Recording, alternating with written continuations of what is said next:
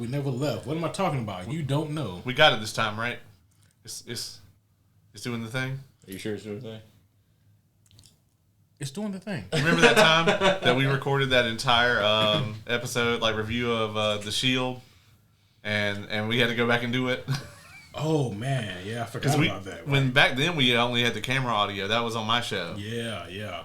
Wow, did we really have to redo the whole thing? We had to redo the whole thing. Yeah. It's so bad that you forgot about it. This was years and years ago. Yeah, trauma delete. I forgot about that. I think it was back in the early days of this podcast. We had more primitive equipment. You guys see, back in 2017. They didn't make these convenient soundboards like they do now.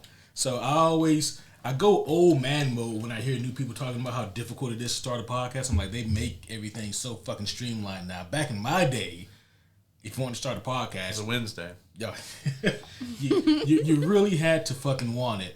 But anyways, the whole process of like recording an audio podcast, just even with the hardware, was not an easy feat. And so there was a lot of different things in motion that you had to do. It was an extremely delicate process. And I think it was our review of Luke Cage season 1. And we lost it. Oh man. Yeah. And that really bummed us out. I guess it's a good thing that your co-host at the time lived here.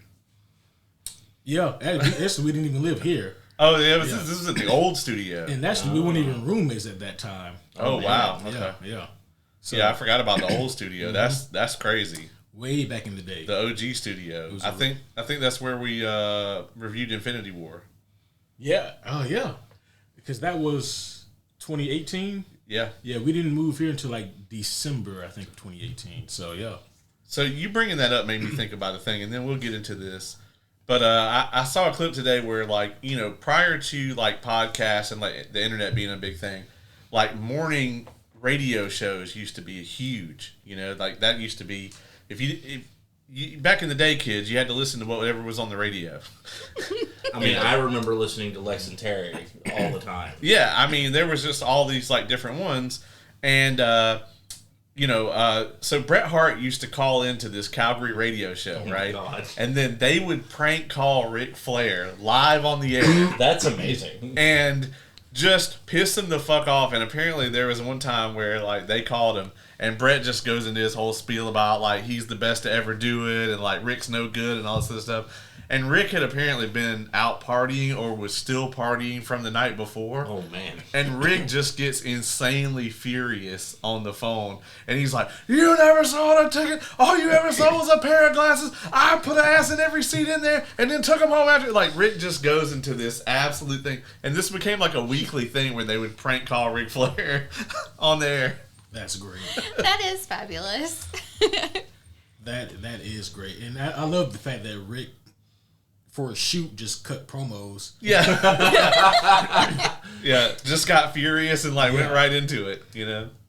Now I wish that Brett had did that to other people. Right? Yeah. I think Dusty would have been hilarious too. Yeah. Or like a 3-way call would have been great. Rick is probably the only person that you can just rile up like that. That's true. On a whim, you know. Do it to Bill Goldberg. But Dusty would have been great. Now listen here, baby. Listen here, baby. You don't know what you're talking about. You're not going to insult I'm the American me. dream, that's the road. You don't put seats in. Oh, boy. Oh, my God. Okay. What have I done? You did it. Oh my gosh. Shall we get into it, Ace? We shall. So we are here for a new movie review, so we're going to get things going. We're going to go ahead and jump right into it. So with that being said, homies one and all, welcome back to another very special episode of the Superhero Homies Podcast. No CG allowed here. My name is Quentin, and as always, I'm here with the world's greatest co-host, my friend, my buddy, the homie Caleb.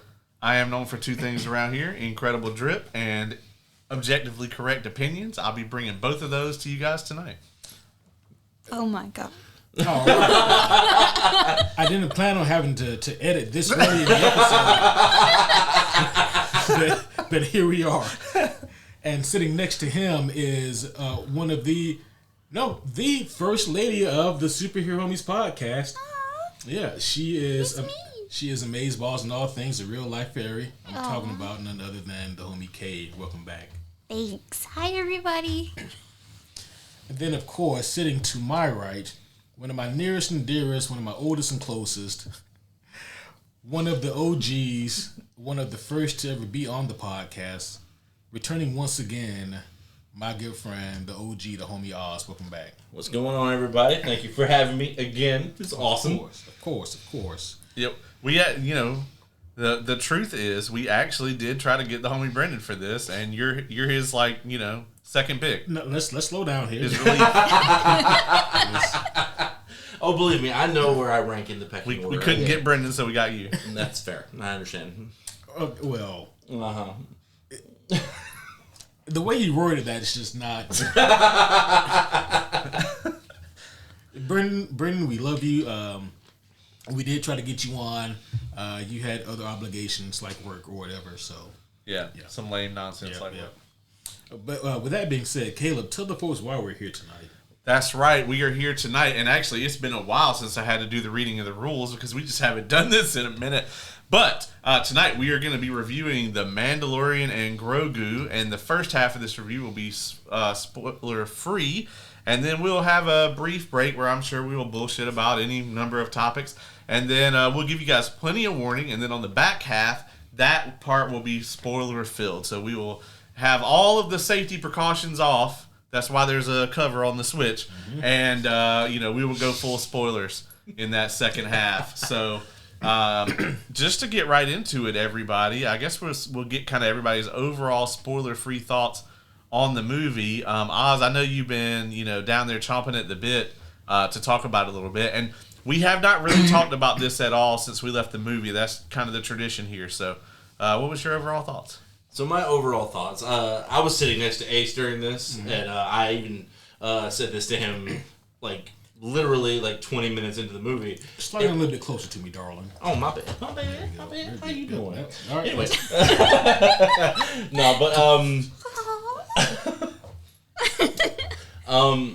it really just felt like a very long episode of the TV show. I didn't feel like it was meant to be a movie. Did I enjoy myself? For the most part, yes. There were things I didn't really care for. I felt like the cuteness factor was a little too prevalent, which isn't usually a bad thing. It's just, I felt like it was kind of crammed down my throat a little bit. Okay. It's okay to be wrong. Oh, no. I knew I was going to get some flack from you. All right. Ace, what about you, man? Yes. Actually, I agree with Oz a pretty good bit there. This did feel like an extended episode of The Mandalorian, which is, as we've discussed in previous episodes leading up to this, was a primary concern of mine and a thought of mine, which is, why is this going to be a movie? But I decided to shut the fuck up and watch the movie and see if they give a reason as to it existing in movie format instead of me just sitting on the couch watching it on Disney Plus. And the answer is they have no answer.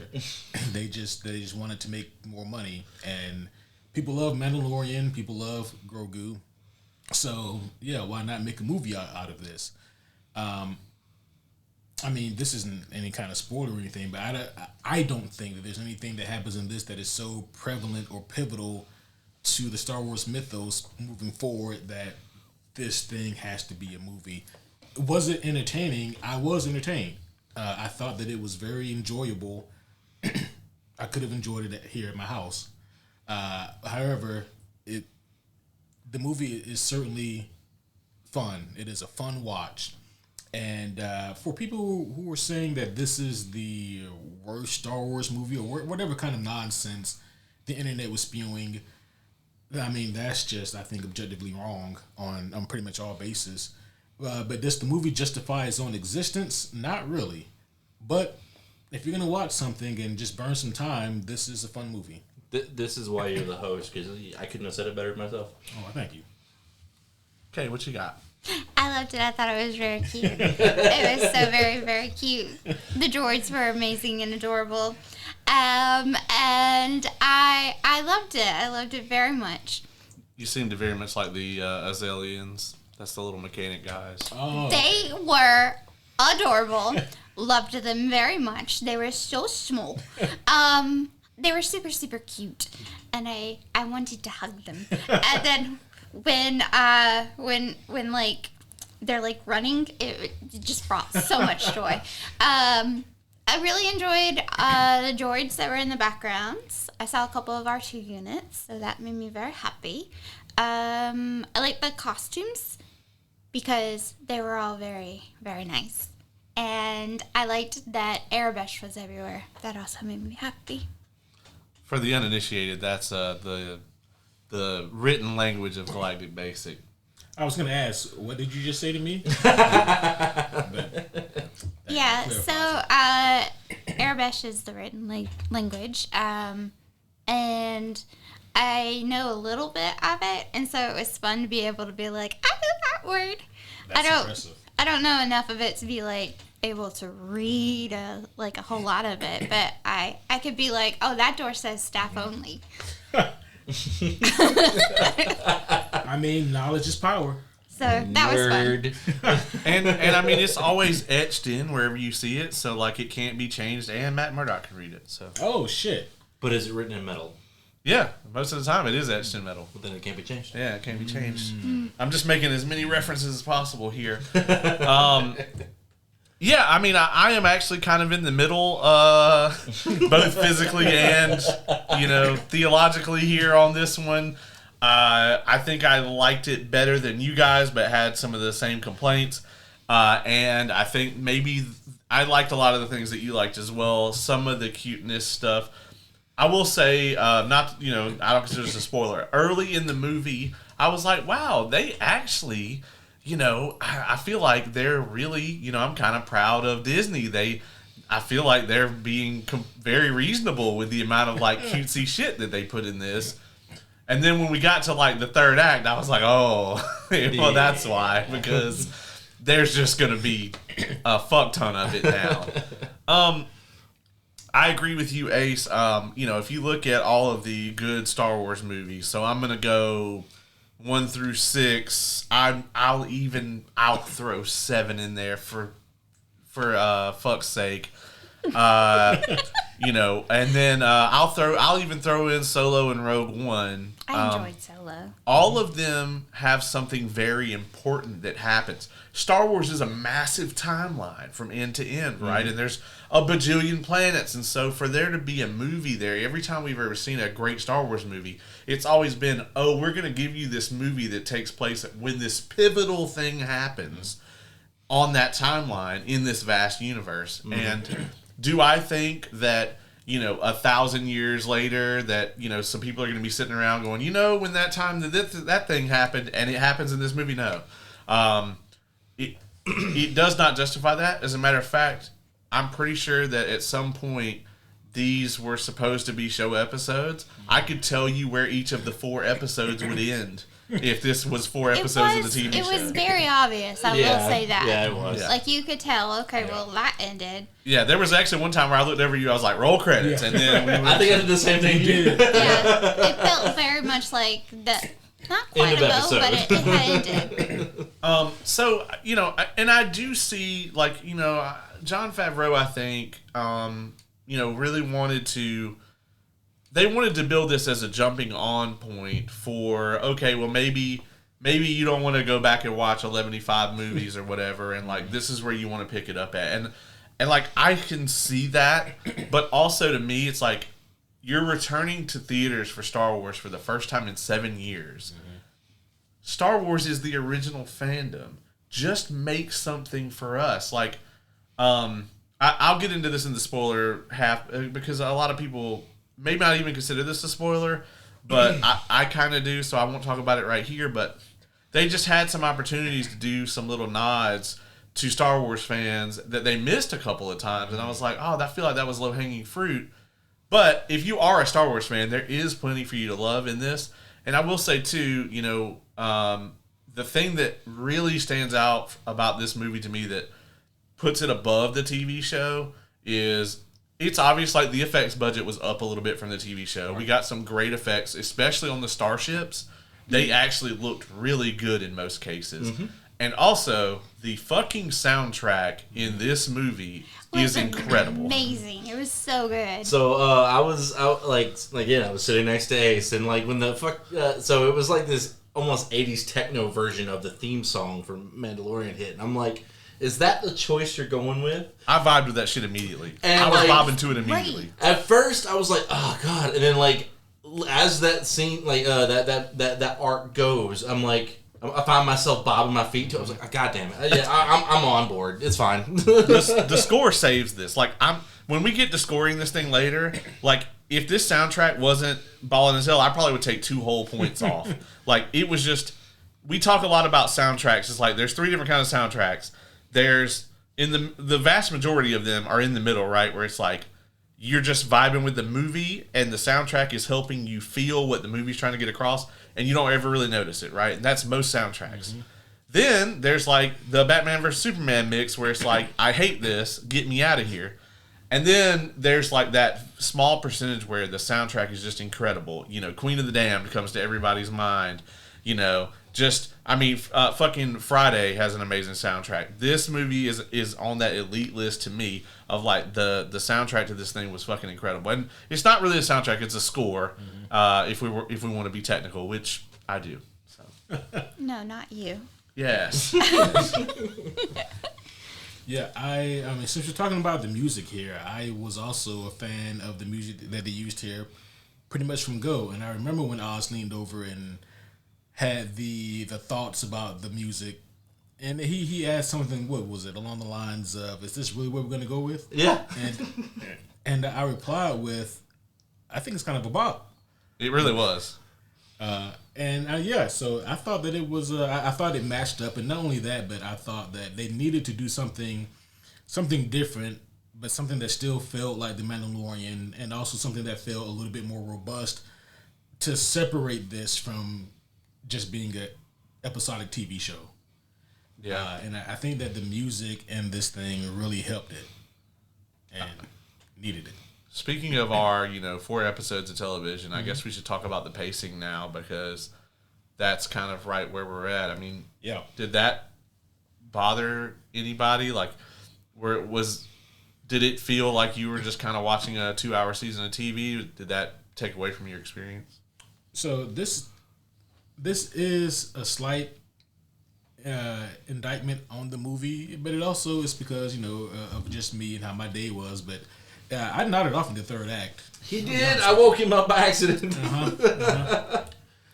want to tell you what happened later on? 5 minutes. It was and I mean, it's just because at that point, and again, like this isn't anything spoilery, but we at that point in the movie, we were in kind of a stretch where not a whole lot was happening, and then we kick up with some action. And I'm an action guy, but at this point in the movie, it all just felt so familiar. And so I was like, okay, I can probably just rest my eyes until, oh shit, Oz just said something to me. Yeah. And so like, but I think that like the pacing of this thing is good for me for like the first 2 episodes or the first maybe half of this, but then I started to really feel it on the back half where it's kind of stop and go for me almost. And I honestly definitely agree with that. Like you said, the first half was pacing was decent.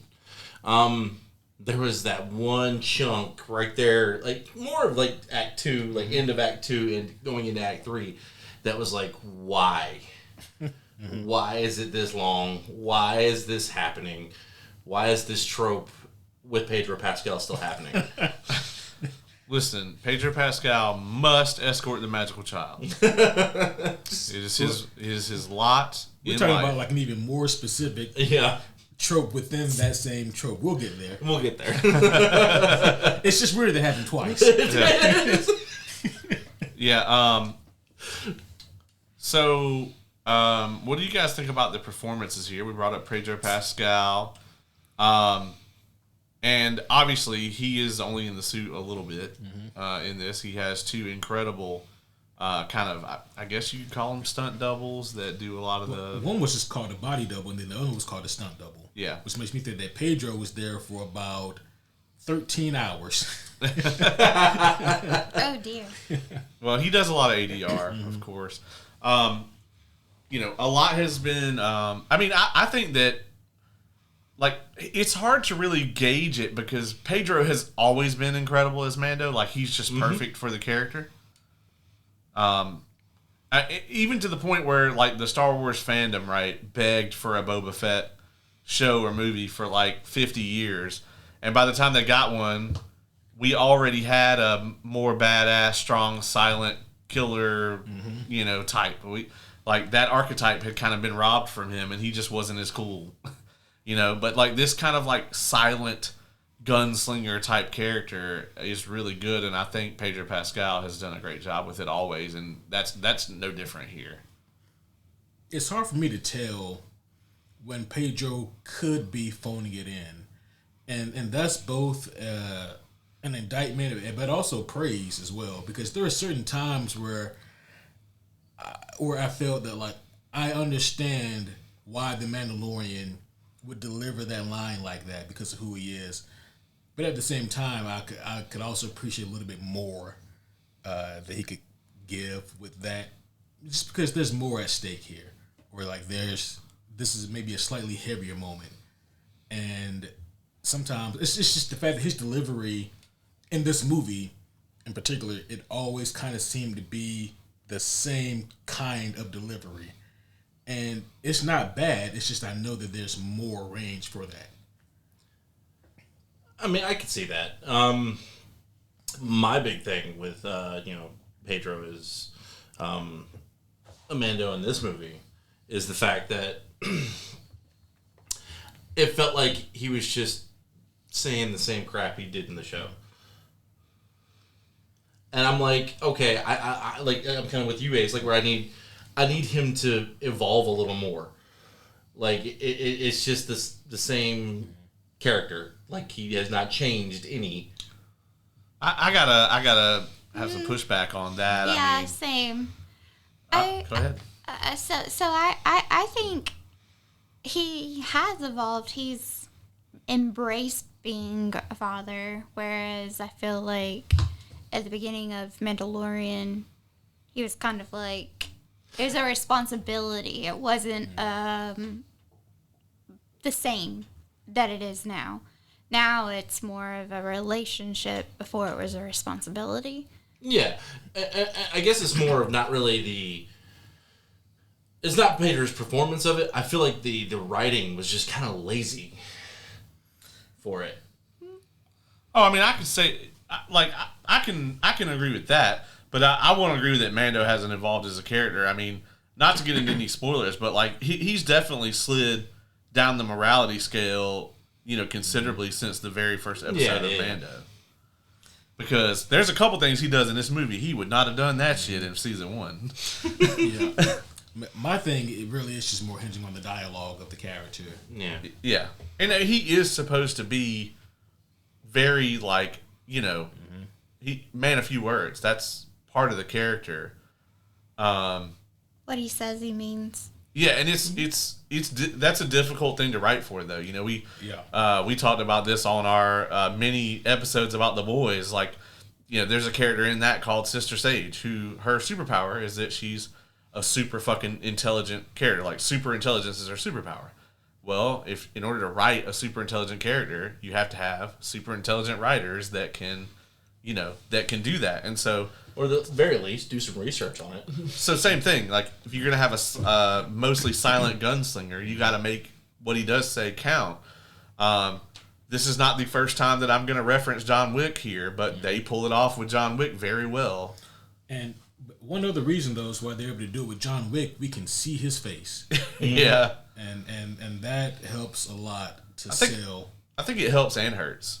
You know, like with Mando. Like, oh, okay. I think Mando being behind the helmet adds that kind of V for Vendetta level of mystery. Yeah. Mm-hmm.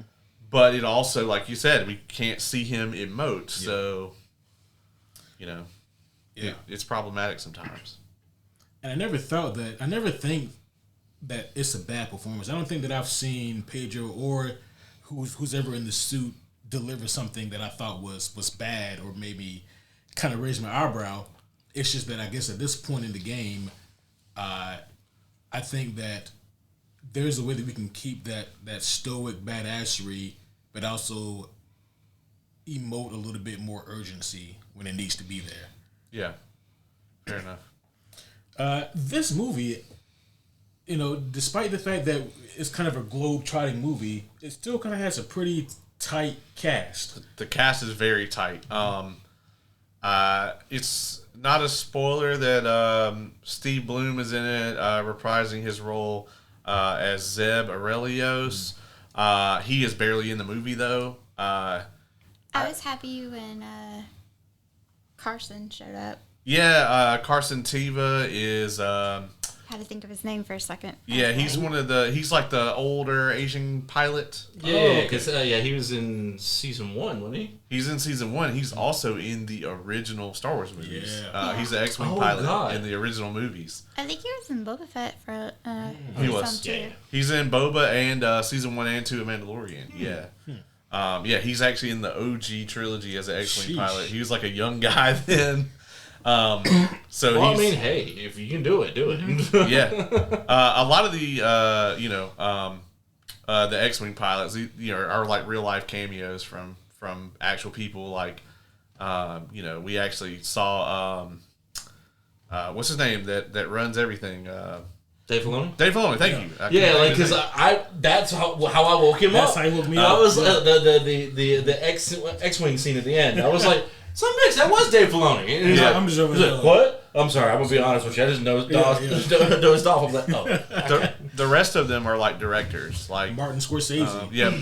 and then which was crazy. Yeah. But a lot of them like are actual directors for like a lot of the Disney Plus Star Wars shows too. So, What do you think of Sigourney Weaver being in it? yep, we have to ask. So we're gonna start with you, Ace. What do you think of Okay. Commander Ward? So I have to give my obligatory. Sigourney Weaver was in it, therefore this does technically get a 10 out of 10 for me. There you have it. However, if I could delve a little bit deeper beneath the technicalities of Sigourney Weaver being in it, she I'm not gonna say she showed up just to get a check. No, but that was Defenders. But she did. Yeah, that was Defenders, and I think that she wanted to kind of run it back, a little bit. We know what she's capable of, and we all saw what she gave us here, and it's not bad, but it's not anything that you're gonna remember. Yeah, no. Yeah, I felt like they wanted to have like an older mentor-esque like character, and Carrie Fisher was not around. Yeah. And so they were like, who else could we get? Who Oh, else do the nerds like? They could have got Admiral Holdo. I mean, she's alive during this point. I mean, But But We need somebody who fought a xenomorph in the 70s. That would be perfect. Okay, so this is great. I think so. I think the performance that everybody kind of online or whatever has been kind of talking about here is Jeremy Allen White's Ride of the Hutt. Before we get into this, can any of the nerds here at the table tell me the other Ride of the Hutt movie? Any takers? He's been in more than one movie. Oh, yeah, that's the correct answer. He has been in another movie. Anybody? no. All right, if I had to guess, all right. Let me take a shot in the dark here. Okay. Go for it. If he's been in another movie,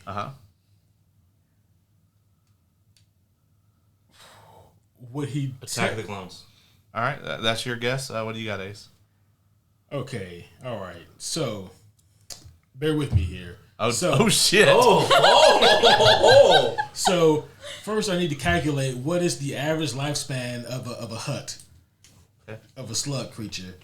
Does anyone have a roundabout answer? How long do these things Well, live? they live- said in the movie that they live for a couple hundred years, A couple hundred years, okay. And, which I have a theory about later when we get to spoilers. okay, all right. So, if a hut creature slug thing lives a couple hundred years, all right, when we see Jabba the first time, right, he's got to be middle age ish. Looking at him and his slug-like features, okay. So he does live on Tatooine. We know that ages the fuck out of him. Oh, that's true. Yeah, It does do that. But Yeah. we also know that he don't live a whole terribly long time from the time we first see him to the time he dies. Well, Leia. Yeah. Yeah, I mean, yeah, murder is a thing. Murder. Well, it depends on which edition you're watching, though. Like, if you're gonna go with the re-release, the special cut, you see him in New Hope. Okay, all right, true. Because I've only seen the versions that you let me borrow. Which should have been that version. Yeah, in the original cut, he actually wasn't in A New Hope. You don't actually meet him at all until Return of the Jedi, where he dies. So, like, like an hour. Like, all right, I say all that to say that I don't have a clue. I'm just he's just filibustering. Yeah. Filibuster. Yeah. I don't know, man. I'm going to take a shot in the dark here. I'm going to say episode 5. Okay. Okay. All right. He's going to say Empire Strikes Back. Kay, do you have a guess you'd like to submit? Movie, not show. Correct. Oh.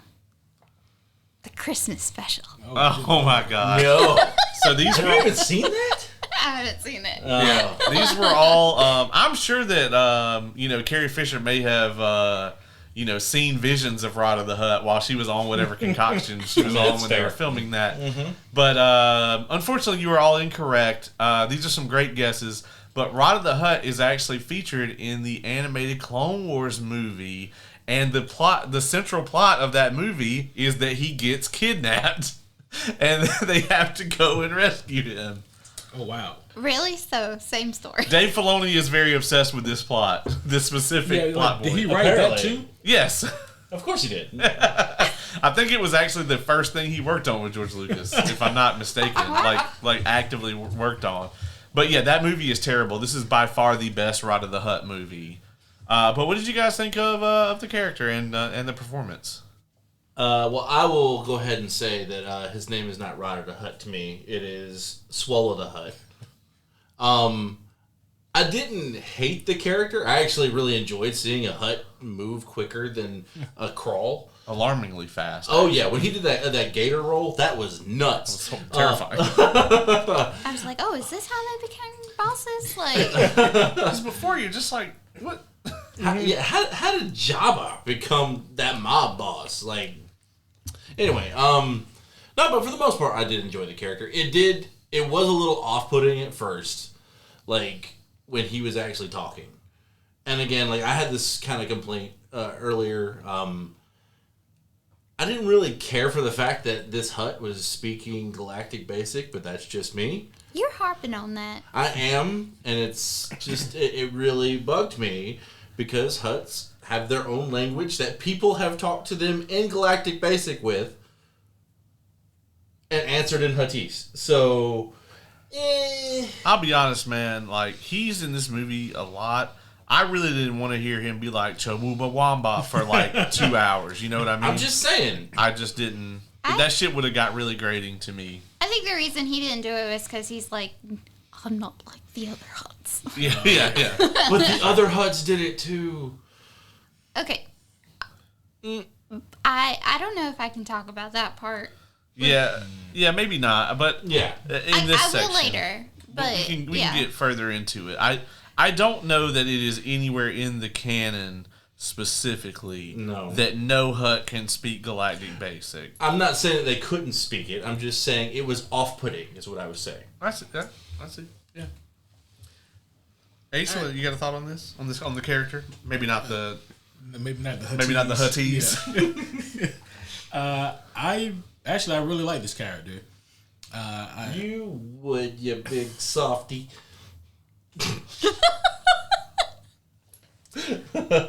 All right. I thought that the character took a different approach than what I thought they were going to do with it. Not saying that it was anything new or groundbreaking, but I thought that it fit the tone and the aesthetics of I almost called it a show of this movie. My one thing is this: I think that Jeremy Allen White did a really good job But I also think that they probably got him for namesake, and then maybe that's it, because the way that the voice is being modulated could have been anybody. Yeah. Who could deliver lines well, and he does deliver lines well. But I guess my point is they could have got somebody who's probably way cheaper to do a similar performance. A lot has been said about how like this was like one of the cheaper Star Wars movies. Like the budget for this thing was like really low, like $160. Okay. And I'm like, okay, but if that's what you guys were going for, you could have got anybody to be Ward. I mean, Sigourney Weaver, they were trying to get your 10. Yeah, I know, obviously. yeah. But you also could have got anybody to voice this character. I mean, you know what I mean?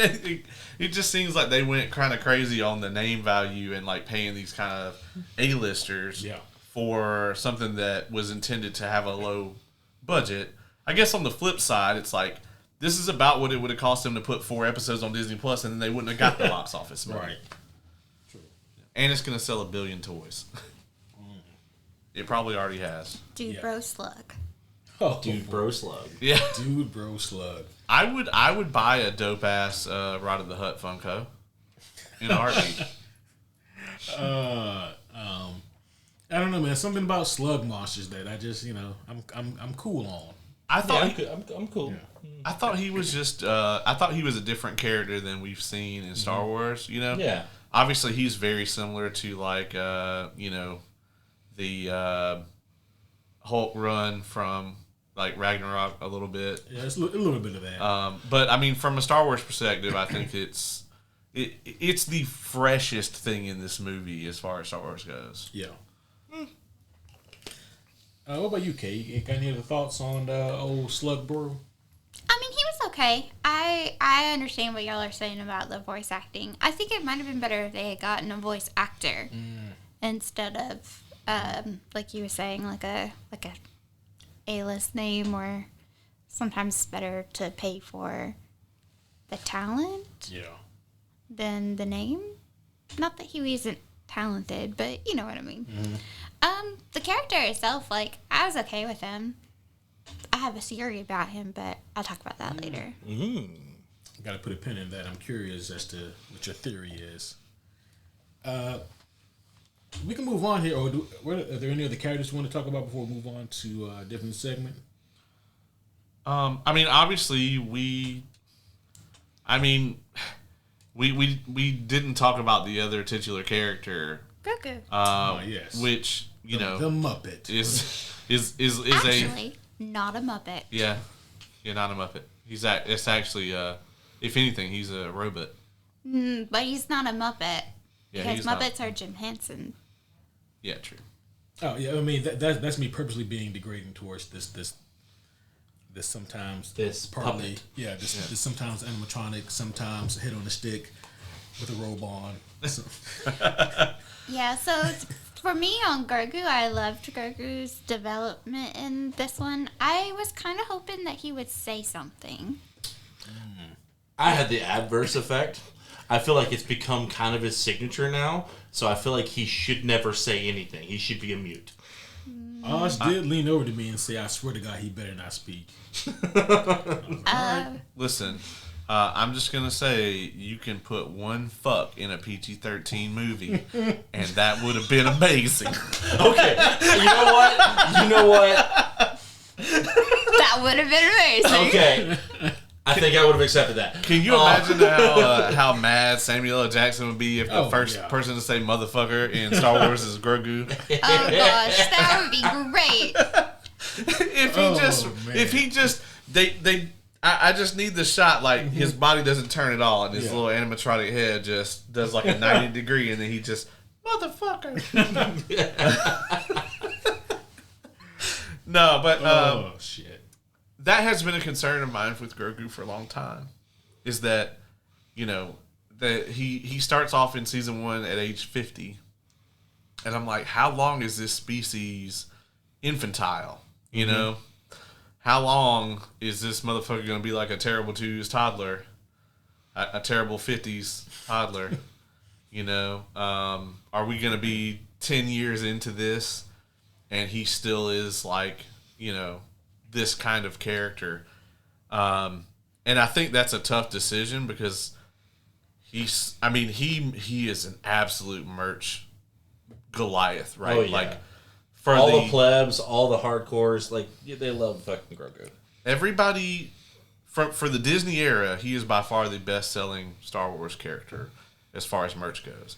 They've sold like over 13 million Grogu figures. Wow. Like bonkers, just an incredible amount of merch. And I think that is both a good and a bad thing for us being able to see the lifetime like growth of this character. I think the idea of a part Jedi, part Mandalorian is badass as hell as a concept, especially seeing like a younger character kind of come into their own with these sort of influences. But I don't think we will see him not be a child. I think, because I think with their lifespan, because we know Yoda was in his 900s. Yeah. Mm-hmm. And he's less than 100, so he's 50 something. Yeah. So he's a baby, and I don't think that their species is one just based off of we have Grogu now, and we have Yoda and Yaddle. Yaddle. We know they were older. So this window, I think they age slow. Like they have a childhood, and their childhood, if it's proportional to ours, probably 200 or so before they're... Yeah, every kid, so they definitely would have to, time jump. Yeah, so I don't think that if we stay in the current timeline that we're going to see Grogu being an adult. I think that what we might get is almost like a Peter Parker type situation where in this era we will only see this kind of younger Grogu. He may start to say actual things here and there, but I think that what we might get is we might get some like the Star Wars Starfighter movie is supposed to be in the future, and Grogu could still be alive. So I think we could get an adult Grogu in the future, right? And then they can still actually make like more like Grogu as a child stuff, Mm-hmm. How much do we know about that race? Very little. Very little. Very, very little. Yaddle didn't actually get any real screen time until they did Tales of the Jedi. Yeah. Which she was dope as hell in. Oh, yeah, she was fucking cool as shit. But, before that, all we got with Yaddle was her looking like a high-as-fuck puppet, along with high-as-fuck puppet Yoda that they fortunately replaced. You will be. Yeah, that shit was terrifying. It was so creepy. But I don't know how they made it worse from the original. Yeah. based off of Yaddle, though, we know that Yoda's speak is a quirk. Yes. So Grogu should never talk like that. Because Yaddle just talks normal as hell. Mm. Or maybe she's the one with the quirk. No. Mm-hmm. No. I mean, it could be maybe, but I don't know. I think Yoda just likes being weird. I mean, it is Yoda. And to be fair, Grogu has been around both of them. So he could, Maybe he'll have little isms, Yeah. Yeah, or maybe he won't talk much at all because, Mando. Yeah. Have we actually found out, Grogu's, origin? Where, who his parents were? No. Mando. Mando. Yeah, Mando. I mean, yes, his adopted and accepted family. Yes, 100%. You can't tell they look exactly alike. They both got the little, the Mythosaur clan. That's fair. They do. I was just curious. I could not remember if they actually revealed that or not. Yeah. They definitely didn't do it in this movie. Do we have anything else for the spoiler free? We want to score this thing and. Just really quick, I want to talk about the action here in this. Oh, thing. yes. I think that the action in this is, for the most part, it's pretty good. It's pretty solid. Mm-hmm. It did wear on me by the end of it, just because it's okay, I know what this is, and after I confirmed that I knew what this was, I also had to wake me up. But the first act of this, especially I would say the first 10 minutes, they really do a lot to try to captivate you. Mm-hmm. They do their version of a one shot which was a pretty cool take. And From the mouse droid's perspective, that was great. Yeah. and I mean, and some of it you can tell was maybe a little bit even Daredevil inspired a bit because they do the clever one shot where like it looks like one take but it's not. Where you know, like for example, you'll see Daredevil beating up somebody, then he go to a corner, beat this guy's ass. You'll follow that guy, and the camera's on the guy who just got his ass beat. And then it'll pan back over to Matt, and like there's a cut there. You can't tell, but there was a cut there. Yeah. They do similar things here with this fight scene, but I think that those are super clever because you have to be really good at your craft and really good at your editing in order to make this whole thing look seamless. But I think that whole set piece, that one shot included within the first 10 minutes, probably the best action to me in the whole movie. I actually agree with that. Yeah. Like, and again, like, I really enjoy watching Mando beat the fuck out of bad guys. I really do. But after the relatively same thing happens 3-4 times in the movie, I'm like, okay, can you give me something new? Yeah, there's quite a bit of his arsenal that he doesn't use here. He doesn't use the whistling birds at all, which I was kind of upset about that. I do think that the opening is not my favorite action, but I can't talk about what was until we get to the second half. But I'm with you guys. Like, by the end of this, it was grating on me. Now, granted, when I go watch a John Wick movie, that shit's grating on me by the last act too, and their action is incredible. I actually felt the same way. Like, the first 2 John Wicks that I watched, I was like, it's awesome, but it's still kind of the same thing. Wait till you see the fourth one, because by like the 10,000th dude he kills, I'm just like, all right, man, can we? If you take the action in the movie and then you break it up in episodes, it's not so bad. Yeah. Yeah, So maybe the way we should watch this is like once we get access to it outside of that, we should just break it up into those 45-minute episodes. Well, that ain't the way it was made. So no, right. it's not. No, but that's the way that it I mean, you can tell. Yeah. If it had been 4 episodes of TV, I think I would have been sitting here like, oh, the action in this thing was really good. Oh yeah. You know, because it would have been a week between when I saw these things. Yep. But yeah, it's very clear. There are a couple of like repeat kills. And I want to talk about your transition thing with like some of the very clever stuff in the early part of the movie. There's a shot in a hallway, imagine that, and it's done from the perspective of like as Mando is killing dudes in the hallway, he's coming towards you. There's actually one shot that I caught that was fucking brilliant, and it's like they do a really good job of not making the action dark. There's only 1, maybe 2 scenes where I feel like they went into that, oh, you can't really tell what's happening because it's dark trope. And I don't mind it here and there. Because I'm such a critic now, it always, like my brain always flags it as, you fucks. But but for the most part, they didn't do that. But this one shot is Mando attacks a guy and he's like up against the wall in the back of the hallway. And there's actually a part where they do like a Gaussian thing where like the camera becomes kind of out of focus, and the camera is focused on the guy that he attacked, that's back on the wall, and then there's a cut there, and then the focus comes back onto Mando, and he shoots the guy. Yeah, and I was like, that's fucking brilliant.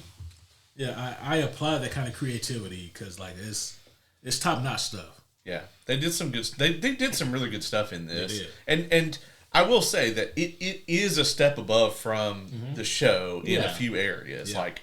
I said this at the beginning. The way that the starships look in this is I think maybe better than most Star Wars at all. Like even some of the other Star Wars movies, I think the way that the ships move and feel in this movie might be my favorite. The only thing that would maybe come close is probably Rogue One.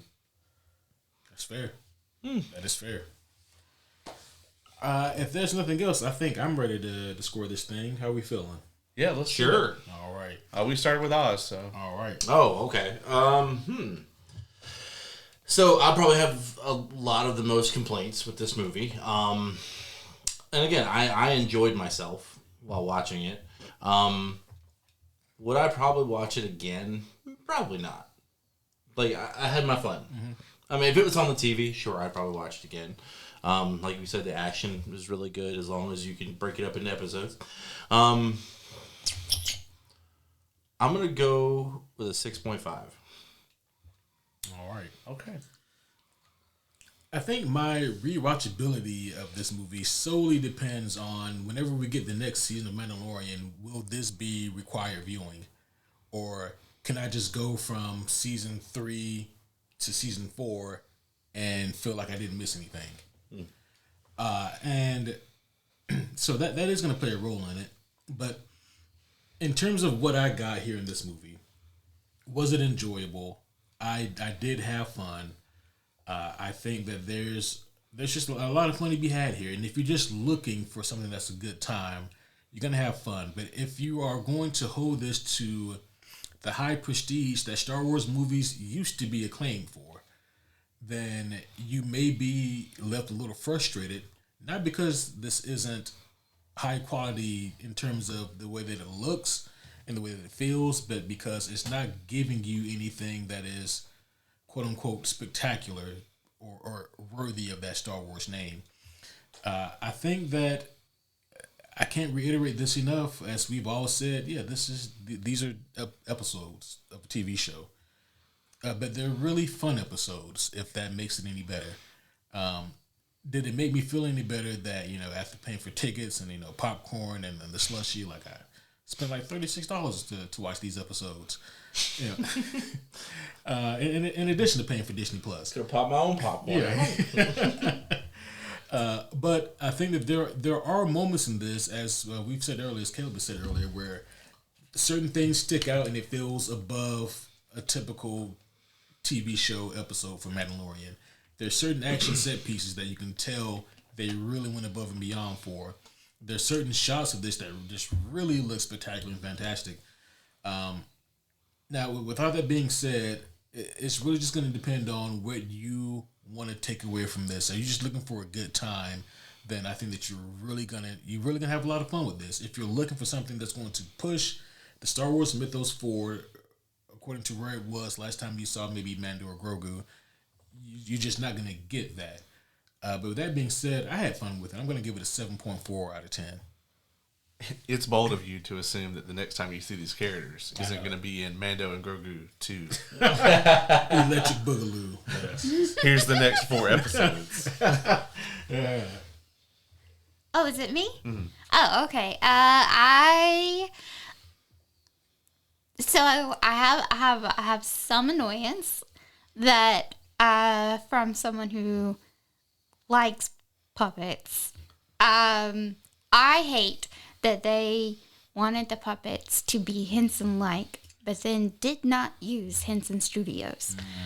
They used the Legacy Studios, which is the ones that do a lot of the Star Wars stuff. I get it, but don't make it Henson-like if you're not going to use the Henson Studios.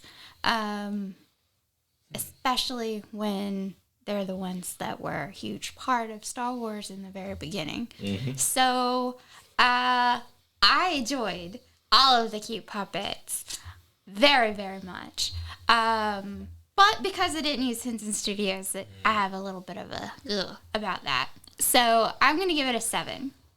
All right. Because I enjoyed it. I will watch it again. But I probably won't go out of my way to watch it again. Like, I'll probably watch it with, like, the kids or something, but, it was cute. It was fun. It made me happy. I am very conflicted about this movie because I kind of going into it, like I had lowered my expectations a bit that this was not going to be essential viewing and that it's also not made for me necessarily. There are some winks and nods in there. Like when we get into the spoiler half, I'm going to drop a bunch of nerdy shit on you guys. But, besides those like winks and nods, there's not really a whole lot that's there for me. This is so made for general audiences. It is. And the thing about that is like Star Wars has never been that.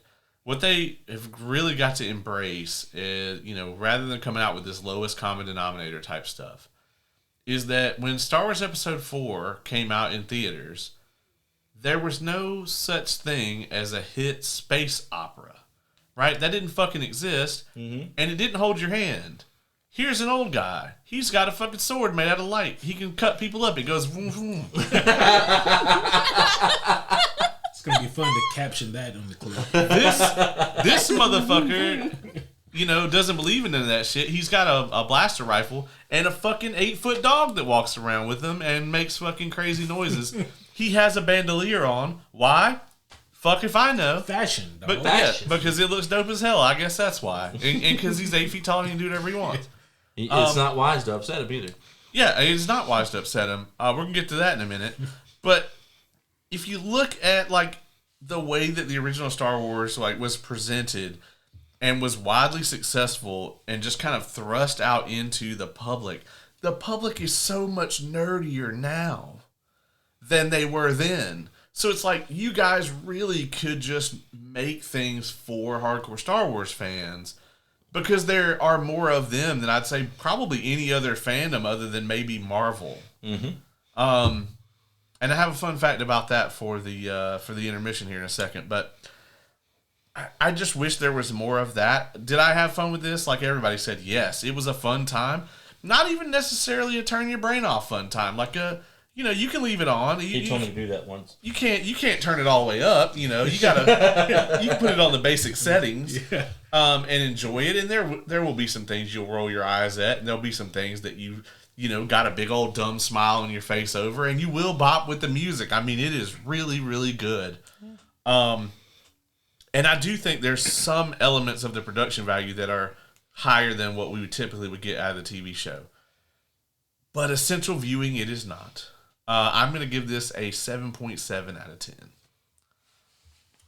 All right, well, there you have it, folks. You have gotten the homie scores for Mandalorian and Grogu. Now, if you have not seen the movie and you do not wish to be spoiled, this is the section now where you hit the pause button and you take a little break. Or you can stay around for a few minutes and listen to us ramble about some other nonsense that we're going to get into. However, if you have seen the movie or if you just don't give a single solitary shit about spoilers. Like me. Like Kay. It's your time. Now is your time to shine. You can stick around and listen to us bullshit before we wander off into spoiler territory. So there is your warning. Now with that being said, we're going to do just a little bit of moseying before we get to the full spoilers for Mandalorian and Grogu. Yeah, maybe you got this playing on a boombox across the room. Yep. We want to give you time to get up, Right. Go over there and cut it off. We know how it is. Yeah, before we just be spoiling shit. But an interesting fact. Not a toy. That's not a toy. Boombox is not a toy. This is a fact. Another interesting fact is that in the month of May, the North American box office did over $1 billion. Wow. Right? That's only happened 11 times in the history of the box office. For the month of May in particular, or just for any month? No, for any 1 month for North America to make over $1 billion has only happened 11 times. This is the first time it has ever happened without a Marvel movie. Wow. Ever. Jeez. Yep. So I thought that was an interesting fact. Still Disney, though. Well, Disney is still some of it, so the main two drivers of that $1 billion were Michael and The Devil Wears Prada 2. They made the most money. Oh, shit. Mando and Grogu was in third, and then Backrooms and Obsession from A24. So good. Backrooms. So good. Is it? And Okay. what's crazy is Project Hail Mary still made $34 million. Which is also so good. I love that. Amazing. Amazing. In its fourth or fifth month in theaters. Yeah. Wow. I love that movie and that book. Yeah, it's really good. You haven't seen it yet, right? I've not. Oh, you'll like it. We'll talk. It's exactly like I've said on the show, right? Yeah. It's not as good to me as Martian or Interstellar, but it's kind of like those two movies had a butt sex baby. Why a butt sex baby? Because it can't be a regular baby. Oh, it's yeah, a little quirky for that. I mean, I guess that checks out. I don't know how to respond to that. I mean, I've heard him say butt sex baby quite a bit throughout the years. Yeah. But the fact that you questioned it, I know. that's what got me. It You broke know me a why? little. It's the podcast host to me. There's someone listening to this for the first time who's wondering why the fuck is it a butt sex baby? And so I have to be the audience surrogate and ask those questions. This man is a journalist, okay? He's trying to get to the bottom of what the people want. The homies must They know. deserve the truth. That's right. God damn it. So I feel like there's been some other things that have been happening recently that don't involve butt sex babies. That need to be discussed. We'll see. We'll see. Jesus Christ. All right. So, just a little bit here. I mentioned recently how I have been playing the Legacy of the Dark Knight Batman Lego game. Oh, okay. Shocking. I know. No one saw that coming from me, right? I actually really didn't see that. Yeah, no. Didn't see that coming. Really? Really? Is it a Lego? Yes, the Lego part. Oh, see, Lego Batman is really good. The game, movie. Yeah, the not game. the movie. Yeah, the Yeah, movie. but I figured that would be just enough to not to sway it away. So like that was where my brain went. I mean, Well, see, in the Like, Lego no. game, Batman plays it straight, Yes. and everything else is ridiculous. Which Whereas, makes it funny. yeah, and that's hilarious. In the movie, he cracks jokes and shit, and it's dumb. Yeah, and it makes it.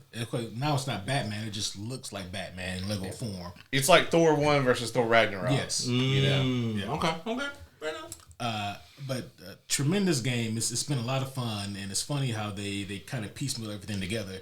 I talked about that recently on our previous episode when we discussed The Boys. I mentioned another game that I did not talk about, and that is the 007 game, First Light. I've recently been playing that quite a bit, and I have been thoroughly impressed with it. I am a 007 fan. I am a Daniel Craig kind of guy.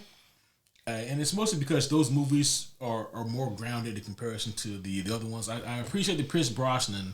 I was about to say GoldenEye is still a treasure, sir. The game. Have you seen? When was the last time you saw the movie? Earlier this year. I mean, I like Pierce Brosnan as well, but You're I right. mean, I'm also a Daniel Craig guy. Yeah. You know, but the fact that we didn't get Idris Elba is still a crime. He actually did an interview somewhat recently where he was asked about it, about him, missing the boat or the opportunity to play 007. And he tried to give like a diplomatic kind of actor response, and I just wasn't buying it. I can't quote him exactly, but he said something along the lines of, okay, people want, I can't do an Idris Elba accent. People want me to play 007, but why? Why do they want me to play a 007 so much? And I was like, because you'd be fucking great at it. Yeah. Like, this is really cut and dry. Like there's not much to this question you're asking. It's not that deep, Idris. Speaking of Idris Elba, I did not realize he was a small character in the show The Office for a little while. Oh yeah. Like it blew my mind. Jazz watches it as a comfort show, and I would just kind of tune in and out every now and then he's a fucking one of the reps for the Dunder Mifflin. Yeah, he's one of the temporary managers. Yeah, and I'm like, after son Steve of a Carell. bitch. A little fun fact for myself. He's also in Prometheus for about 3.5 minutes. He is also in Prometheus. Complete waste. He's also an American Gangster. We're just naming things that he dies in now. Well, he has a great character in that movie, though. Yeah. Speaking of being really impressed with video games, though, you seen the footage from yesterday for the new God of War? I thought you were going to talk about Wolverine. No, we can talk Okay. about Wolverine, but yes, Laufey. yeah, and Deborah Ann Wool, of course, reprising her role in it. I am even now more adamant that if she is not playing Faye in the TV show, I will not watch that shit. You might be disappointed, dog. Like, I won't be disappointed. I'm just not gonna watch it. what if we decided to do it on the podcast? Talk about it on the podcast. He's trapping you. You know damn well I'm not going to use my get out of I jail know free you're card not. on that. I know, because if you do, I'm going to hit you with some bullshit. I don't want to end up reviewing Aztec Batman with you and Dylan. You can do that anyway, though, because You're the world's greatest co-host. Yeah, sure. You watched the Isekai Suicide Squad. Oh no, Aztec Batman looks way worse than fucking Michael Jackson Clayface. I think I might disagree. Yeah, but see, the fact that you hated that is what I enjoyed about it. I saw the poster for Clayface today at the movie theater, and I was like, all I can see now, every time I think of Clayface, is the Isekai. That's all that I can see. Kay, let me tell you, if this Clayface movie, which I'm really excited about, Same. if he does one Michael Jacksonism, 0 out of 10, first ever on the podcast. What if they just LOL reference it like he's like running from some people and he's like very quickly changing his face and he like runs through a clothing store, he gets a Michael Jackson-esque hat and puts it on real quick and like looks in the mirror and he's like, nah, and then he just I mean, I would probably pop for that. It won't get a 0, but it get like a 3 out of 10. we must pretend this doesn't exist at all in any multiverse. Yes. Okay. Yes. You brought up the Wolverine game. I do think what they're doing with that is really cool because like it's hard to make a Wolverine video game because he heals. He heals, yep. And so kind of the way they're doing it is like you actually can focus, like activate his healing, and it looks cool as fuck. They actually show him like rapidly healing in combat. Oh, that's cool. But you can only do it so much, and then like his heart will eventually like stop and give out, and then like you can't you can die. You know. So they're playing into the notion, which is an actual thing for Wolverine. It's like he can receive too much damage at one time. Yeah. You know, and like it may not quote unquote kill him, but it's enough to put him down and game over. You know. Yeah. And so the game was playing off that because I actively watched his health bar during the fight scenes that they showed. I was looking at his health bar, and it does regen, but very slowly while he's actively taking damage. Like, that actually does make sense. Yeah. I mean, it's just like I think The Witcher does that also, where like while you're in combat, your healing ability does not go that fast. It's after combat when you're walking around that you can heal yourself. Yeah. It looked really good. There's even a segment of the trailer where we see Jean Grey join in the fray. Ooh. Yeah, and she does a great job fucking them up. I realized none of the X-Men have problem killing people. Nope. That's what I got from this. I expected it from Wolverine. Jean, I thought they'd have like a little bit more, reservation there with that. No, she murdered those guys too. It was lift you up and rip you apart. Yes. Yeah, it was a great trip, and I always forget this kid's name. What's the name of the mutant kid? Magneto tried to protect them in the Genosha episode of X-Men '97. Oh yeah. Yeah, it was. I think his powers like he absorbs other people's powers. He absorbs mutant powers. Yeah. I can't remember Me his either. actual name. One of the homies out there is yelling at it right now in their car. I always forget his name because he's an ugly fuck. But but anyway, he's in the game even. Is it Siphon? It or might be something Siphon. Yeah. Is Pixie? Is she in the? Is she in the No, game? it's the little kid that he's like. No. I'm asking if Pixie's in the game. Not Not if he is Pixie. He's not. I know that. That's a good question. I guarantee you that like all of Wolverine's real and surrogate daughters are in the game, so I expect to see Jubilee. Yeah, Jubilee is my favorite. My second favorite is Pixie. So We actually don't know a whole lot about the game. It's not out. Yeah. So. yeah, I love Jubilee. Jubilee is my favorite. She's amazing. She's wonderful. Pixie is like amazing, partly because she's a fairy. Yes. And then she can teleport. And if I could have a superpower, I would want to teleport. That is handy when you want to get the fuck out Yeah. in a hurry. Yeah, you gotta watch out there because like Samuel L. Jackson will come after you. She could teleport a lot of people too. I think she teleported Is that like a Jumper 25 reference? people. Yeah. That's a deep cut. You know what? Yeah, I'm with you though. Like I never thought that much about Pixie, but she's not a bad character. No, she's pretty awesome. I love her. I love her a lot. She is in Genosha when that shit pops off. Yeah. Which I'm excited about season 2. Yeah, we're about to get season 2. Yeah, didn't it come out in one of the J months? It's I think it's next month. I think Or it's is it- July. I think it's July 1st is when it comes out or something. I know it's not the 4th, but it's like Yeah. They're trying to get away. They're trying to do it just enough like away from Vox Machina because that shit came out as today. I believe. today. Oh, yeah. Which, As a y'all best know I love y'all. Yeah, Because right. I'm here and not watching it right now. I saw a shirt and it had Wolverine and Jean Grey on it, and they're holding a microphone, and then over here is Scotty, and he's like, you know, making a sad face or whatever, because he's Cyclops sad. And then the caption over the shirt is Scotty doesn't know, don't tell Scotty. Scotty doesn't know. So good. Damn it. And I was like, that's hilarious. I think on that note, we've moseyed enough. Yeah, we moseyed enough. Here we go, folks. So if you are still here, you do not care about Mando and Grogu spoilers. What did you guys think about Imbo? He's like the bounty hunter in this that's actually like on Mando's level and maybe even a little better than him. So I recognize that character, and I cannot figure out where I know him from. Have you seen any of Clone Wars? I mean, a little, but not enough to like pick him out of that. Because that's the only thing he's in that I know of. This was one of those cases where, like, as a comic book fan, it happens a little bit, but even comic book movies now know to give you something. Mm-hmm.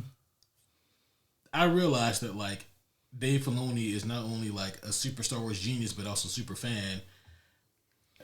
Dog, I feel like I should really like this guy. Give me some reasons too, please. He is cool, but he's literally just there as like a you know who he is. Because I knew he was supposed to be somebody. Even mean, that's clearly. Oz. But Like, because at first I kind of got mixed up with Cad Bane. Cad Bane. And I said, no, he killed him. died. Yeah. He died, yeah. And so I was like, I recognize this son of a bitch from something. It's probably Galaxy Heroes. Yeah. Galaxy of Heroes. Imbo is in that. So that's probably where I recognize him from. His ship is in the movie, and just like AJ Styles, it is also the P1, but the ship is called the Punishing One. Just a little trivia for you guys out there, but I was happy to see that. That was like one of the few things where it was like, oh, super nerd here.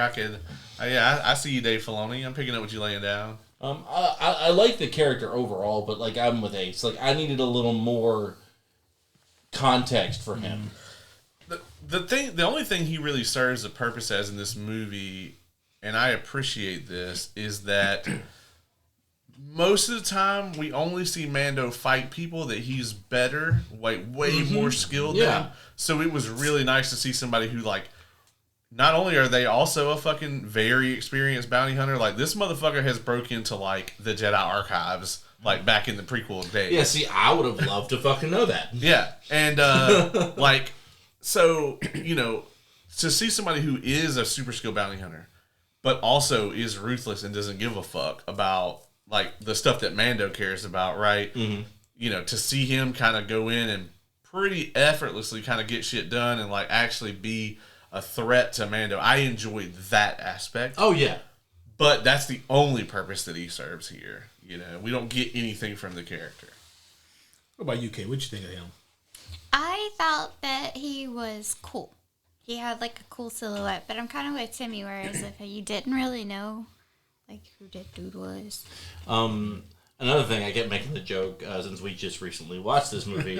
I was like, when him and Mando at the end kind of stood off, I was like, Mortal Kombat! Yeah. Like, he's got the Kung Lao vibes. Also, did he speak any? No, not once. Okay, so how did dude... how did the Bayou Lizard Man... That's what he was. I know. I called him that earlier. It just made it funny. How did he know everything that he? Because he came up and he was like, there was silence, and then you know, dude wandered away, and then he just gave us everything. Like, how did he know all that? Is this guy telepathic or some shit? Imbo? No, not that I know of. So how did Bayou Man know that? All that stuff about him. He was the Star Wars stand-in for what we black folks call the magical mystical Negro. And the magical mystical Negro, you've seen him in movies such as Shawshank Redemption. You know, I'm familiar with this trope. You're familiar with the trope. I'm familiar with the trope. Yeah. But they were like, we have aliens we can use. We don't have to use an actual Negro for this.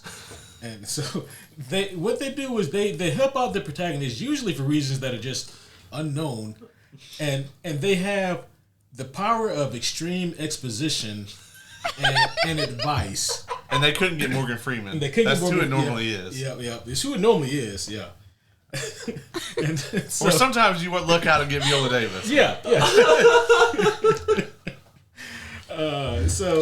Instead we get Bayou Lizard Man. Bayou Lizard Man. I took a drink at the wrong moment.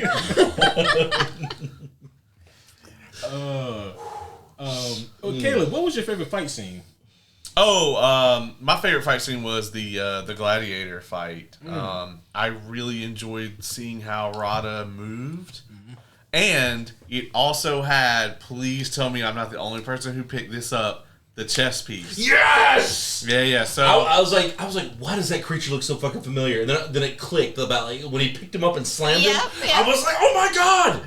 It's the chess piece that Chewie uses. the first Star Wars, like when C-3PO makes the move and like the creature goes over and picks the other one up and slams it down. Yeah, R2 made that move. Was it R2? Mm-hmm. And then Han's like, you should let him win or whatever. And that's right. R2 makes the move. 3PO is just the one in the combo because R2 just beeps. And like when that's what happens, like when the creature comes over and like picks the other one up and slams it down or whatever, that was the two creatures. And so they did it in the arena fight. Okay. I'm glad you pointed that out. I would have never picked up on that. Yeah, like I was 5 years old. I was definitely popping for it, but I was like, I like there was too much going on with the scene to lean over and let you know. I was like, that's what that was. But yeah. Kay, what was your theory that you're talking about? Ooh, this theory. Okay, all right. So a common thing that has been an issue for Mando's character is he knows that Grogu is going to outlive him. And most likely Grogu will still be a child when he dies from old age. Yeah. So I think that they've introduced us to a character who is a good guy who could potentially take on Grogu as like a ward, basically. So I think that, we have a potential future. Bayou Lizard Man? No. Swallow the Hutt?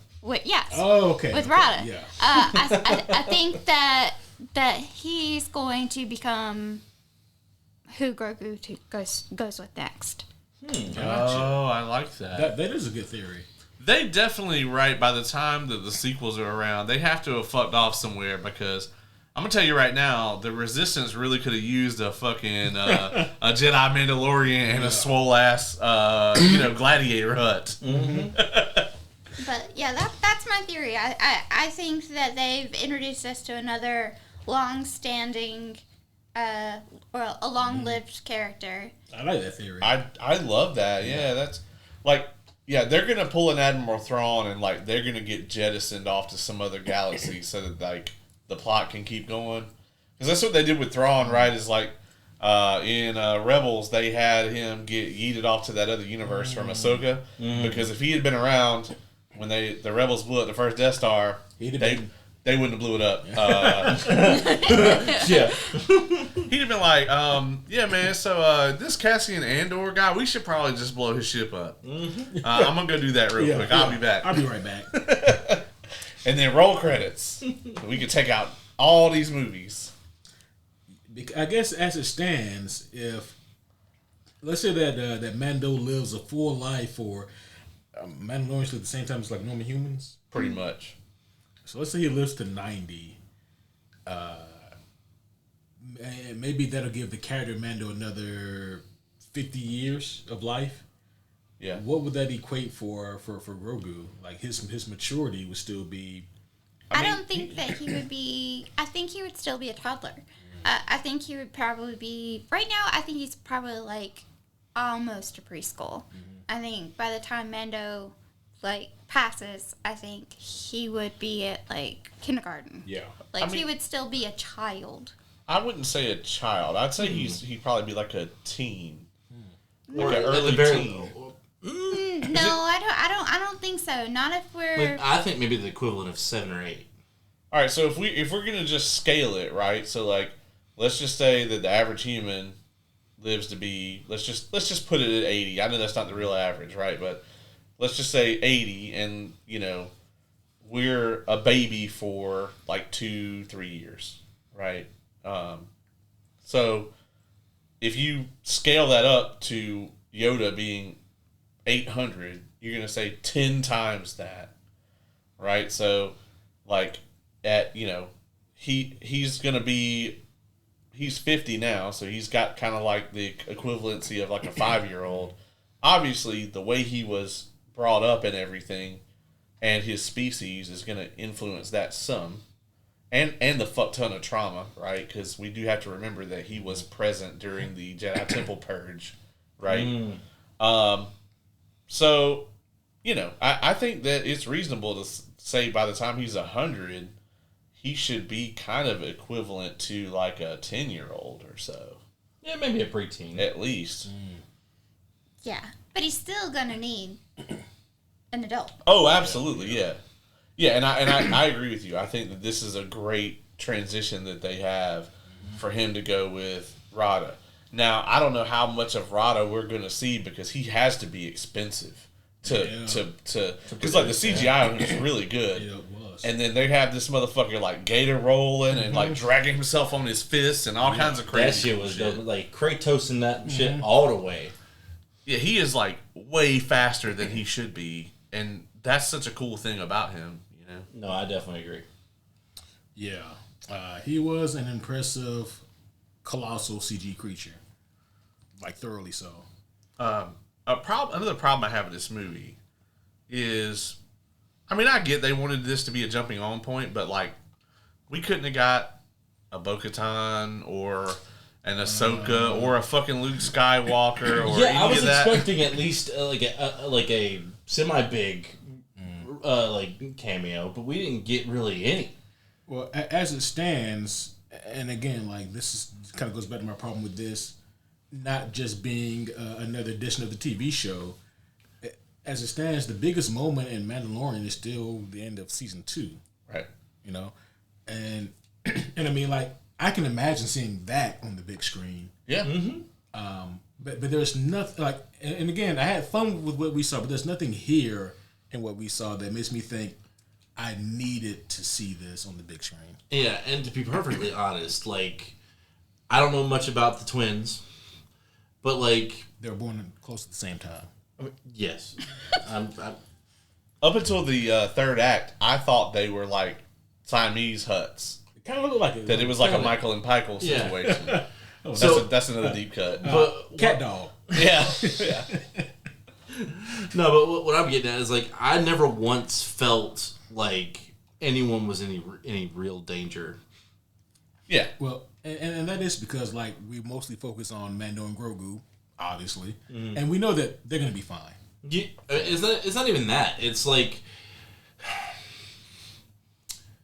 I don't know what it was about this, but I until he fought the giant fucking dragon snake, I think that's what they called it. That thing did look cool, though. It looked cool as shit. The way it moved was cool. The funny part was, like, I made the joke. I was like, "There's always a bigger fish," and then like 2 minutes later, I was like, I was kidding. But I just like other than that moment, like even later in the movie when he is dying from the poison, I don't feel any kind of like urgency or actual like anything for like this scene because I don't feel that I don't know.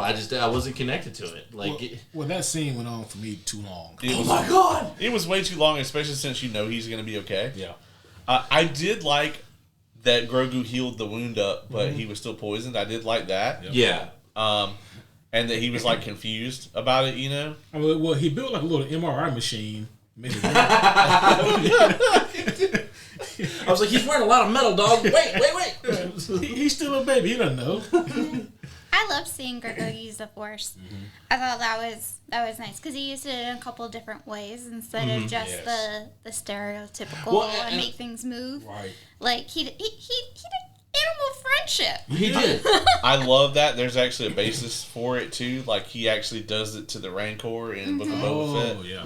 So it's like if you can do it to a Rancor, you can do it to this fucking dog. Yeah.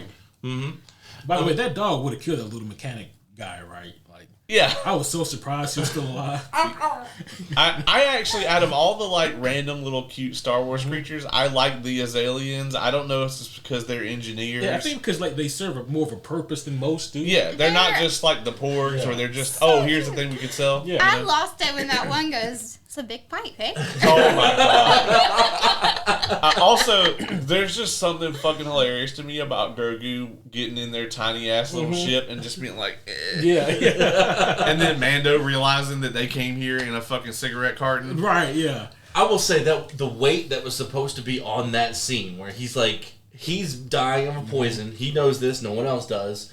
Sees the tiny ship, so he's definitely not leaving. And it's like he's supposed to sacrifice himself to keep them off of them so they can leave. You didn't buy it. Yeah, it was dumb. Well, I think that this moment would have been a whole lot stronger if this was being like put out there as something like, oh, this is going to be one of the last times that we see the Mandalorian. Like if we knew that we were going to like a final season, or like this movie's like the big blow off for everything that we've gotten so far, then it'd be like, okay, well this feels like it maybe has more weight or more stakes to it. This is also, I think, the scene in the movie where we didn't get to see Pedro's face, and the scene would have benefited immensely if we had. Yeah. But going back to what Ace and I were talking about with the a specific trope with Pedro Pascal. Oh yeah. Why the fuck he gotta have his Ellie and Joel moment with Grogu in this fucking movie? he gets gravely injured, and then his surrogate child has to nurse him back to health. Yep. and put themselves in danger along the way. And like and I know it's gonna happen twice, but it's still weird that it happened twice. It happened twice to the same guy. You guys, to the same guy. Come on, Pedro. Well, just wait till Doomsday, where like he gets fucked up, and then Franklin has to. Oh god. Has to protect him from like the Doom box or whatever. Yeah. Oh no. God damn. And he can fix him up too. Yeah. Also, I just love how anytime a hut moves in anywhere, they have the interior decorators come in and they're like, "All right, the twins, we've completed your creepy dark slime sex castle. Is there anything else? Oh yeah, actually, we need a big trap door here, and we need some like crazy monsters to put up underneath it." And then we'll be good, yeah. It's like, what is the obsession with this? With the interior decorator at this point, it's like, all right, I can do. Are you gonna feed me to the monster once I do all this? Yeah, can I get paid up front? One of the things I thought was kind of funny, I made this joke to Ace, was like, it kind of looked like the collector base from Mass Effect 2, like the interior of it. A little bit. When they were still inside, when the squadrons, I knew they were gonna be okay, but I was like, Those are Y-wing bombers. You guys should probably get the fuck out of there, cause they gonna like y'all realize that like one X-wing blew up the Death Star, right? Like,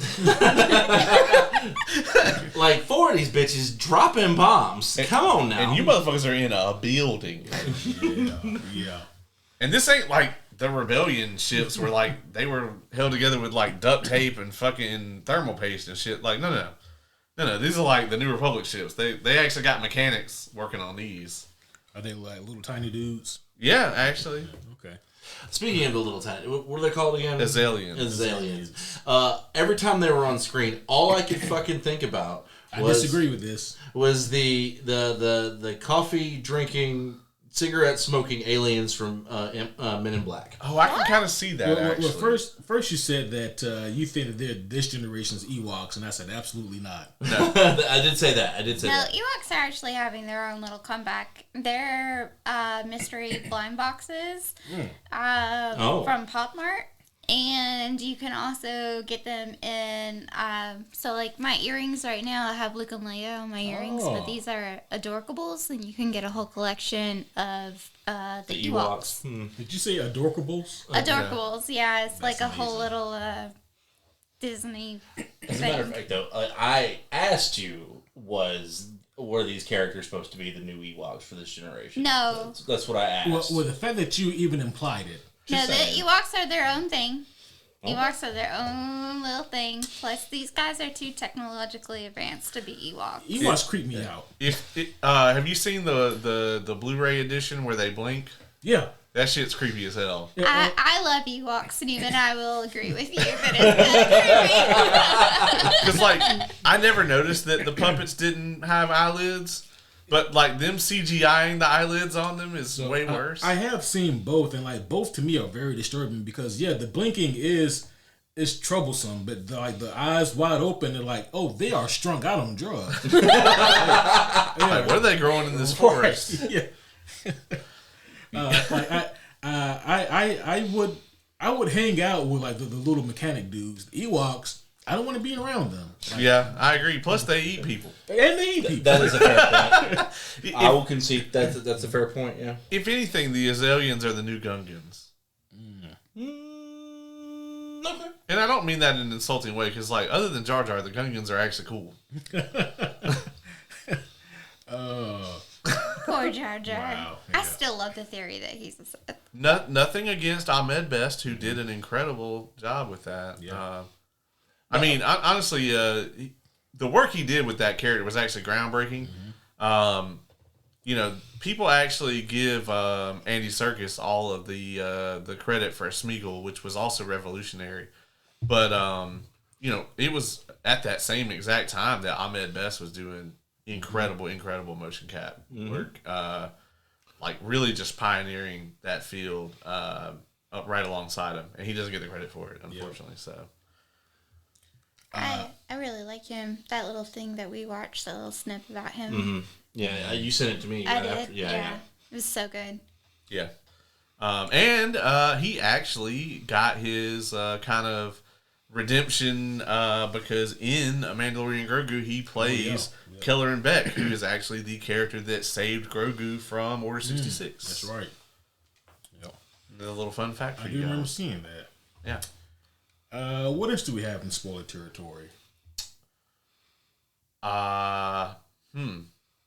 Yeah, so what I was talking about earlier about the like character growth thing, season 1 Mando would not have gone back for Rada. No. As a matter of fact, season 1 Mando would have brought him to the twins originally. That's fair. Yeah. I did love that he Probably said, pieces. I think that there's a slight chance that maybe he would, because in light of the information that Rada gave him, I think even season 1, he would probably still turn him in, but the way he would move afterwards would also be different too. I agree. Yeah. I did love that he dropped the I can bring you in warm, Yes. I can bring you in cold line. That shit's always been dope as hell to me. I will say I always do enjoy that line. This bothered the shit out of me, Okay. The little ball on the gear shift on the Razor Crest. Grogu always used to play with that. Mm-hmm. And I'm like, as soon as he gets the new Razor Crest, I'm like, unscrew the ball, hand it to the child. And they never do it, and they never talk about it. It's even in frame. And that, I don't know why, but that just bothered the fuck out of me. It bothered Don too. It feels like a continuity thing. It's a problem, and I don't like it. Because like that's like one of the first major bonding things is like that he unscrews it and hands it to the baby. Right. Yeah, that's like the first kind of sign in the show that he's kind of warming up to the kid. Because until that moment, he's like, don't touch my shit. Yeah. Yeah. Which is fair. And maybe now he's like, this is a new ship. Really don't touch my shit. Yeah, his old one got obliterated. I loved when Grogu was setting off the missiles. God. And Oh my he was god, like, that was actually that I actually laughed out loud on that part. That was a great I thought moment. that was he funny. was like, that's the missiles. Good job. But could we not hit that button, please? Give him specific, clear directions. And he's like, nope. Zeb was like, I don't think he knows what he's doing. Also, the fight scene where Zeb and Mando actually capture Homeboy. I don't even Yeah, Yeah. that was great. like Zeb's fight scene was fucking dope. Yeah, I really love Zeb as a character, and Oh, yeah. I wish they would do more of him. He was in season 3 of Mando as well, but it's kind of a Steve Bloom is such a legendary voice actor, and Yeah. it's kind of a waste to not do more with him. You know, speaking of waste, Grogu eats so much in this goddamn movie. Like, probably 68% of his scenes, he's gonna be eating something. Maybe he took that acting note, like, you know, to help keep you in the scene. Just be like doing something, like eating. Yeah, I mean, and it doesn't matter what it is. It could be street vendor food. It can be fucking macaroons. It can be bugs. Scorpions. Uh-huh. I didn't like that scorpion. That was gnarly. Yeah. It was. Yo, and the fucking wildlife on that planet, a little intense. Like, I can't even take a nap without getting immediately swarmed with Yeah, the moment he stopped moving, bugs everywhere. Every single one of those I'm things like, was ugh. well over the leg limit. I will say one thing I really didn't care for was the amount of creatures that were in this movie. Like, there were a lot to me. Like, almost unnecessarily so. I don't know so much about that because When I mean creatures, I don't mean, like, characters. I mean, like, creatures. the monsters that they're fighting. There was just a lot of them. But I feel like that's all of Star Wars, though. yeah, the pits I think were kind of like a thing, like the fighting arena, like. Well, I think maybe to like appease you a little bit, Oz. One potential reason for that is also the reason why there's always going to be a lot of droids in Star Wars, and that's because we cannot show too much gratuitous killings of humanoids. Yeah, Wow. I freaking love droids. he can kill Imperials though because they're Nazis. But If they're Nazis with their faces covered, particularly, Mm-hmm. Yeah, that's yeah, fair you game. can kill them all day long. Yeah. G rating. This is fine. yeah. Is there anything else we have? I think that's probably it for me. I don't have anything else. I don't, I think we may have done it. Yeah, I think It so. took us 3 attempts. but Yeah. we Yeah. did it, but I think y'all. we made it. I'm so proud of us. Yeah, that's right. We did it. You know, yeah, this was an episode that came out where we were both gone, right? Yeah, the movie came out while we were both gone. Yeah, Which has been a theme here lately. that happens a lot, and so I can't wait until what's going to happen at Dragon Con. I wonder something spectacular has to come out. It's going to come out while we're at Dragon Con. Yeah. Keep It's the my birthday. That's right. Supergirl is doing an early IMAX screening the same way that Superman did. So we probably need to go do the damn thing with that one the Yeah. same way we did with Superman. Yeah. So excited. Yeah. It looks really good. I can't wait. But sometime between now and when that movie comes out, we need to review Woman of Tomorrow, which I am reading currently. So Oh, I love it so much. Woman of Tomorrow has excellent artwork. Yes. Still Bill Quest, I believe, is the artist. When I was reading it, I took like screenshots and I would send it to you and I'd be like, look at this. It's so pretty. Beautiful art. yeah, a good buddy gave me the deluxe edition for my birthday. Oh. A very honorable, just a lovely person, and yeah, so I've been reading that, and it's been really good. So He's probably a bit of an asshole. Honestly, yeah. You don't have to agree with that. I only agreed with it because I knew it was you. It's fucked up. Well, you are correct on that, though. We got to get that going. That's going to be a lot of fun. Kay, of course, you're more than welcome to join us for that review. Oh, thanks. Yeah. I love how I don't get the invite, though. No, because you don't read. yeah. Oh, jeez. That's actually true. I listen. Like a true born man. Like a true-born man. I had you on for The Last Ronin. You read that? Yes, and I actually just recently bought it. So, Oh, yeah. yeah. Every once in a while, if it's the right thing, If it's the right thing, I'll get it. Yeah. Also, the headspace. I got to be in the right headspace. I get that. But we do have a lot of fun things coming down the pipeline. You would think that we'd be slowing down, but no, things are still just as amped up as ever. Of course, like the homie Caleb said, we got Supergirl coming out, and then also we're going to do the comic book that is based on Woman of Tomorrow. Still got the Mall show. Still got the Mall show to do, and Spider Noir. So yeah, there's still that too. Yep, there's still a whole lot of TV for us to do, and then of course, a little less than 2 months from now, we have Spider-Man: Brand New Day. It's coming. I'm excited. Yes, it is. I still gotta catch up. Like I'm working on it. I'm working on it. Hey, you're doing great. You're doing great. So yeah, there's still gonna be a lot more coming down the pipeline. But in the meantime, we're gonna keep you guys entertained, keep you spoiled, keep you on your toes as we always do. But I think that would be all for now. I've had a tremendous time with this episode. I had a great time with this movie, a great time with this review. I didn't fall asleep during this review, so do with that information what you will. Good job. You did fall asleep during the movie, though. Just a reminder. He's old. He gets up early. Thank you. Oh, with the part of that, not the old part. Yeah. So, I mean, that says maybe one thing about the movie, another thing about the podcast. Which one's really more entertaining? I guess that's rhetorical. If he doesn't get his Metamucil by 9, we're in trouble. So. Oh yeah, that's fair. Yeah, come on. But that's gonna be all for this one. But don't worry, we will see you guys again very soon. But until next time, my name is Superhero Homie Q. I'm Superhero Homie Caleb. I'm Superhero Homie K. I'm superhero homie Oz.